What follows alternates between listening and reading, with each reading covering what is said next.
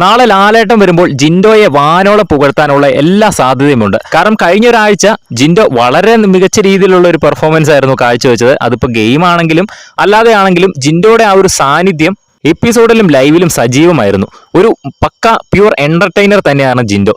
കഴിഞ്ഞ ദിവസം നോറയ്ക്കും ജിൻഡോയ്ക്കും ഒരു ടാസ്ക് കൊടുത്തിരുന്നു. ഡിസ്നി പ്ലസ് ഹോട്ട്സ്റ്റാറിൽ പ്രേക്ഷകർ പോൾ ചെയ്ത് അവരെ സെലക്ട് ചെയ്തെടുത്ത ഒരു ടാസ്ക് ആയിരുന്നു. രണ്ടുപേരുടെയും കൈ ഒരു കയർ വെച്ച് ബന്ധിപ്പിച്ച് കുറെ അധികം സമയം അവരെ നടത്തുക എന്നതായിരുന്നു ടാസ്ക്.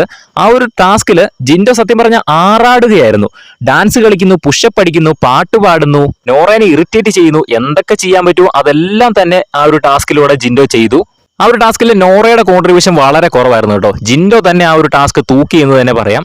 ജിൻഡോയുടെ ആ ഒരു ഡാൻസ് ആണ് ഹൈലൈറ്റ്. ആ ഒരു ഡാൻസിനെ നാളെ ലാലേട്ടൻ പ്രശംസിക്കാനുള്ള സാധ്യതയുണ്ട്. കാരണം ജിൻഡോ ബിഗ് ബോസ് വീട്ടിലേക്ക് വരുന്ന സമയത്ത് ഡാൻസ് ഒന്നും കളിക്കാൻ അറിയാൻ മേലാത്ത ഒരു ജിൻഡോ ആയിരുന്നു. പക്ഷെ ഇപ്പോൾ വളരെ ടഫ് സ്റ്റെപ്സ് മാത്രം ഇടുന്ന ഒരു ജിൻഡോയാണ് നമുക്ക് ലൈവിലും എപ്പിസോഡിലും കാണാൻ പറ്റുന്നത്. അതുകൊണ്ട് തന്നെ ആ ഒരു കാര്യം ലാലേട്ടൻ എടുത്തു പറഞ്ഞ് ജിൻഡോയെ പ്രശംസിക്കാനുള്ള എല്ലാ സാധ്യതയുമുണ്ട്. എന്തായാലും നാളത്തെ എപ്പിസോഡ് നമുക്ക് കണ്ടു തന്നെ അറിയാം.